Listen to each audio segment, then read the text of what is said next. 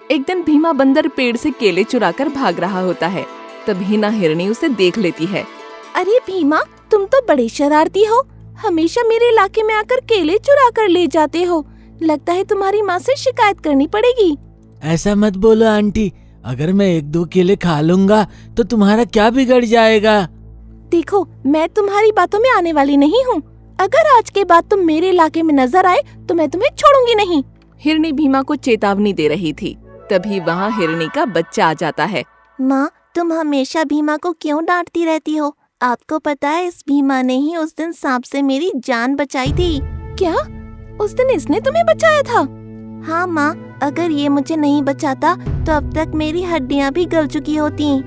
मेरी बेटी की जान बचाने के लिए तुम्हारा बहुत बहुत शुक्रिया भीमा। आंटी, अब तो मेरी माँ से मेरी शिकायत नहीं करोगी ना?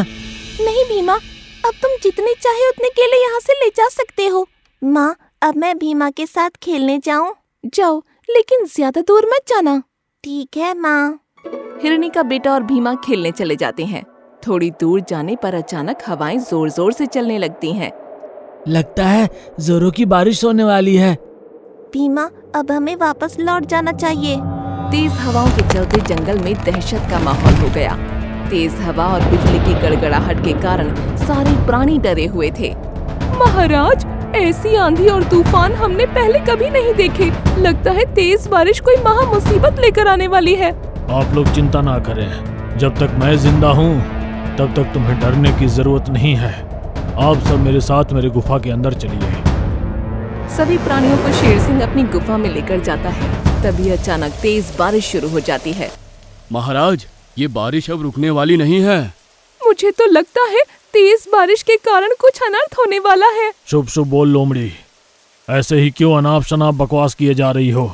सो सॉरी महाराज। देखो भाइयों, जो यहाँ रहना चाहे वो यहाँ रह सकता है, और जो अपने घर जाना चाहता है वो घर जा सकता है। लेकिन मेरी एक बात ध्यान रखना, ये बारिश कम से कम 3-4 दिन तक ऐसे ही चलेगी। इसलिए जो अपने घर जाए वो घर से बाहर ना निकले। इधर इस तरह जंगल के प्राणी परेशान थे। उसी तरह भीमा बंदर के माँ बाप भी भीमा के घर न आने से काफी परेशान थे। सुजाता, भीमा कहाँ है? वो तो अपने दोस्त हिरन के घर गया है। काफी तेज बारिश हो रही है, मुझे उसकी चिंता हो रही है। भीमा केले लेने गया था, अब तक तो उसे वापस आ जाना चाहिए था। मेरा जी घबरा रहा है। चलो हिरनी के घर जाकर भीमा को लेकर आते हैं। भीमा को ढूंढने उसके माँ बाप हिरन के घर जाने के लिए निकल पड़ते हैं। पता नहीं इस तूफान में हमारा बच्चा कहाँ होगा। बल्लू बंदर और बंदरिया भीमा को ढूंढते हुए हिरन के घर आते हैं। हिरनी, बता हमारा बच्चा कहाँ है? देखो बहन, मैं भी अपने बेटे के लिए परेशान हूँ। मेरा बेटा भी तुम्हारे भीमा के साथ गया है। तुम्हारा बेटा मेरे बेटे के साथ नहीं, मेरा बेटा तुम्हारे बेटे के साथ गया है। अरे भाई, हमारा बेटा इसके बेटे के साथ गया है या इसका बेटा हमारे बेटे के साथ गया है, ये बहस करने से कोई फायदा नहीं है। हम दोनों को मिलकर हमारे बच्चे को ढूंढना चाहिए। इतना बोलकर बल्लू बंदर, हिरन और उसकी पत्नियां चारों मिलकर बच्चों को ढूंढने निकल पड़ते हैं। बिजली कड़कने की आवाज से मुझे बहुत डर लगता है। डर मत सुजाता, अगर आसमान से बिजली तुझ पे गिरेगी तो मैं तुझे बचा लूंगा और खुद बिजली की चपेट में आ जाऊंगा। आप ऐसा मत बोलिए, भला मेरी उम्र भी आपको लग जाए। ठीक उसी वक्त आसमान से बिजली सुजाता की ओर गिरने जा रही होती है, पर ये दृश्य बल्लू देख लेता है और सुजाता को जोर का धक्का दे देता है। हट जाओ सुजाता! और बिजली बंदर के ऊपर गिर जाती है। पलक झपकते ही बल्लू की मृत्यु हो जाती है। भीमा के खो जाने का गम और ऊपर से बल्लू की मौत से परेशान सुजाता काफी सदमे में आ जाती है। यूं ही कई दिन गुजर जाते हैं। एक रात सुजाता और हाथी खड़े होते हैं। बहन, अब तक तेरा बेटा वापस नहीं आया, क्या मैं तेरी कुछ मदद कर सकता हूँ? अगर मेरे बेटे को ढूंढने में आप मेरी मदद करोगे तो बड़ी मेहरबानी होगी। ऐसा मत बोलो, बल्लू मेरा दोस्त था। उसके जाने के बाद उसके परिवार का साथ देना मेरा फर्ज बनता है। हाथी मदद करने का वादा करके अपने घर जाने के लिए चल पड़ता है। मेरा बेटा कहीं खो गया है, कोई उसे ढूंढ के लाओ भाई। ये तो मेरे दोस्त बल्लू बंदर की आवाज है, लेकिन वो तो कब का मर चुका है। क्या ये उसके भूत की आवाज है? बल्लू के भूत की कल्पना से ही हाथी के पसीने छूट गए। जल तू जलाल तू आई बला को टाल तू, जल तू जलाल तू आई बला को टाल तू। तभी हाथी के सामने बल्लू बंदर की आत्मा प्रकट होती है। मुझसे डर मत हाथी, मैं तेरा दोस्त बल्लू हूँ। लेकिन बल्लू अभी तो तू भूत है ना। हाँ, लेकिन मैं तुझे नुकसान नहीं पहुँचाऊंगा। बस तुझसे विनती करने आया हूँ कि मेरे बेटे भीमा को कहीं से भी खोज निकाल यार। मैं तुझसे वादा करता हूँ कि तेरे बेटे को कहीं से भी खोज निकालूंगा। शुक्रिया दोस्त। हाथी घर जा रहा होता है, तब अचानक एक चीता उसके सामने आ जाता है। अबे ओ हाथी, आज मैं तुझे मार के खाना चाहता हूँ। हे भगवान, आज सवेरे मैंने किसका मुंह देखा था? कहीं भूत दिखता है तो कहीं मौत नजर आती है। चीता भाई, मुझे मत मारो प्लीज। मैं पिछले 10 दिन से भूखा हूँ, अगर तुझे नहीं मारूंगा तो मैं मर जाऊंगा। चीता हाथी को मारने के लिए आगे बढ़ता है, तभी अचानक बल्लू की आत्मा वहाँ आ जाती है। मेरे होते हुए क्या तू हाथी को मार पाएगा चीते? तुम कौन हो और भूतों की तरह तुम क्यों बात कर रहे हो? क्योंकि मैं एक भूत हूँ। फिर बल्लू की आत्मा चीते पर हमला कर देती है।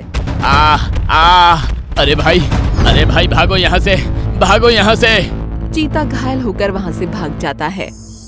मेरे होते हुए जंगल में किसी भी प्राणी को कोई नहीं मार सकता।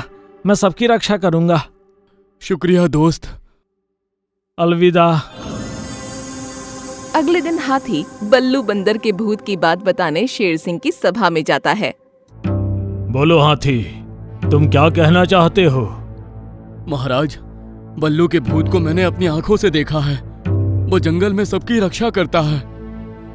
ऐसा कैसे हो सकता है? मैंने तो उसे कभी नहीं देखा। अरे भाइयों, तुम किसकी बातों पर विश्वास कर रहे हो? ये हाथी तो 1 नंबर का भुलक्कड़ है। देखो हाथी, तुम्हें भूत की अफवाह फैलाकर सबको डराना नहीं चाहिए। मुझे भूतों से बहुत डर लगता है। अगर हाथी की बात सच निकली तो मैं ये जंगल छोड़कर चला जाऊंगा। मैं भी चली जाऊंगी, क्योंकि एक पल के लिए शिकारी से बचा जा सकता है, पर भूत से नहीं। देखो, वो भूत है लेकिन मेरा दोस्त है। वो किसी को हानि नहीं पहुंचाता, वो सबकी रक्षा करता है। हाथी जंगल के जानवरों को समझाने की कोशिश कर रहा था, पर कोई उसकी बात पर विश्वास नहीं करता। तभी वहाँ भालू आकर कहता है, हाथी सच कह रहा है। कुछ दिन पहले बल्लू बंदर के भूत ने ही मेरी जान बचाई थी। लेकिन जब तक मैं उस भूत को अपनी आंखों से नहीं देख लेता, तब तक मैं विश्वास नहीं कर सकता। अगर आप कहो तो मैं भूत को यहाँ बुला सकता हूँ। क्या आप लोग बल्लू के भूत से मिलना चाहोगे? हाँ, आखिर वो बल्लू ही तो है। देखते ही देखते रात हो जाती है। सारे प्राणी भूत का इंतजार कर रहे हैं। बल्लू प्रकट हो। बल्लू, मैं हाथी तेरा दोस्त बोल रहा हूँ, प्रकट हो यार। कई बार बुलाने पर भी बंदर का भूत प्रकट नहीं होता। बल्लू, प्रकट हो दोस्त। बल्लू, मेरी इज्जत का सवाल है। अगर तू नहीं आया तो इज्जत का फालूदा हो जाएगा यार। बोल हाथी, मुझे यहाँ क्यों बुलाया है? बल्लू के भूत को देखकर सबकी आंखें फटी की फटी रह जाती हैं। बल्लू भैया, क्या तुम मरने के बाद भूत बन गए हो? हाँ, परंतु मैं भूत बनकर सबकी रक्षा करता हूँ। लेकिन हम सबको भूतों से डर लगता है। तुम दूसरा जन्म क्यों नहीं लेते? जब तक मेरा खोया हुआ बेटा भीमा नहीं मिल जाता, तब तक मेरी आत्मा भटकती रहेगी। क्या हम तुम्हारे बेटे को खोज निकालें तो तुम्हें मोक्ष मिल जाएगा? हाँ महाराज। ठीक है, तो मैं वचन देता हूँ कि तुम्हारे बेटे को मैं जल्द से जल्द ढूंढ निकालूंगा। महाराज, मुझे पता है इसका बेटा कहाँ है। कहाँ है मेरा भीमा? जल्दी बताओ। आपका भीमा पड़ोस वाले जंगल में चमेली बकरी के साथ रहता है। चमेली बकरी के साथ? हाँ, चमेली उसकी माँ बनकर परवरिश कर रही है। ये सुनकर बंदर की आत्मा खुश हो जाती है। कल सवेरे ही मैं चमेली के पास जाकर तुम्हारे बेटे भीमा को ले आऊंगा। अगले दिन शेर सिंह बल्लू के खोए बेटे भीमा को लेने दूसरे जंगल में जाता है। शेर सिंह जा रहा होता है, तब उसे दूर भीमा नजर आता है। क्या तुम भीमा हो? हाँ अंकल। मेरे साथ चलो, मैं तुम्हें लेने आया हूँ। नहीं अंकल, तुम मुझे मार दोगे। मैं इस जंगल का राजा हूँ, भला मैं तुम्हें क्यों मारूंगा? चलो मेरे साथ। शेर के डर से भीमा उसके साथ जाने लगता है। तभी उसके सामने चमेली बकरी आ जाती है। अबे शेर के बच्चे, इसे लेकर कहाँ जा रहा है? मैं इसे अपने जंगल में लेकर जा रहा हूँ। मेरे होते हुए तू मेरे भीमा को कहीं नहीं ले जा सकता। चमेली को लगता है कि शेर सिंह भीमा को मारने के लिए ले जा रहा है, इसलिए वो शेर सिंह पर हमला कर देती है। बकरी से मार खाने के बाद शेर सिंह घायल खड़ा सोच रहा होता है। एक बकरी इतनी ताकतवर कैसे हो सकती है?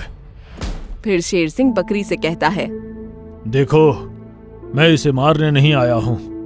दरअसल मैं पड़ोस वाले जंगल का राजा हूँ। कुछ दिन पहले भीमा अपने माँ बाप से बिछड़ गया था, इसलिए मैं इसे लेने आया हूँ। तू सच बोल रहा है? इसका तेरे पास क्या सबूत है? मेरे पास एक सबूत है, लेकिन वो गवाही देने आएगा या नहीं, ये मुझे पता नहीं है। फिर शेर सिंह बल्लू की आत्मा को पुकारता है। बल्लू, तुम जहाँ भी हो यहाँ आओ। प्रकट हो बल्लू, प्रकट हो। बल्लू को देखकर भीमा खुश हो जाता है। पापा, आप? ये देख चमेली को समझते देर न लगी कि बल्लू भीमा का पापा है। बेटे, शेर सिंह तुम्हें लेने आए हैं। हाँ पापा, लेकिन चमेली मम्मा समझी ये मेरा शिकार करने आए हैं, इसलिए इन्होंने शेर अंकल की पिटाई कर दी।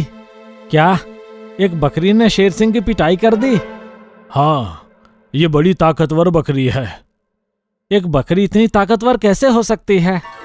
तभी बकरी जो कहती है वो सुनकर सबके होश उड़ जाते हैं। दरअसल मैं चमेली नहीं, चमेली का भूत हूँ।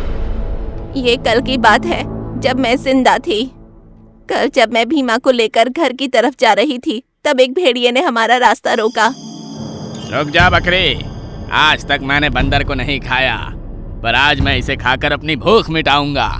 जब तक मैं जिंदा हूँ तो इसका बाल भी बांका नहीं कर सकता।